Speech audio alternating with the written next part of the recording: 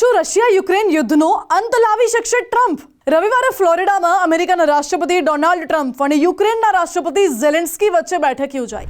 આ બેઠકમાં Russia Ukraine યુદ્ધમાં શાંતિ કરાર અંગે મહત્વપૂર્ણ ચર્ચા થઈ. જો કે બેઠક બાદ બંને નેતાઓએ એક સંયુક્ત નિવેદન બહાર પાડ્યું, જેમાં રાષ્ટ્રપતિ ડોનાલ્ડ ટ્રમ્પે કહ્યું કે મેં 8 યુદ્ધ સમાપ્ત કરાવ્યા, પરંતુ રશિયા યુક્રેન યુદ્ધ સૌથી મુશ્કેલ છે.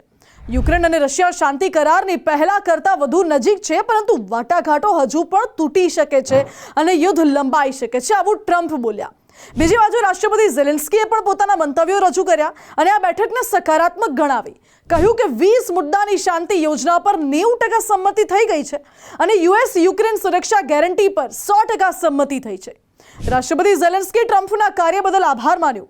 જો કે આ બેઠક પહેલા ટ્રમ્પે પુતિન સાથે પણ ફોન પર 2.5 કલાક જેટલી વાતચીત કરી હતી અને આગામી સમયમાં ત્રિપક્ષીય બેઠક યોજવાના પણ સંકેત આપ્યા છે. તો શું આગામી સમયમાં ત્રિપક્ષીય બેઠક યોજાશે અને યુદ્ધનો અંત આવશે કે કેમ, એ જોઈશું.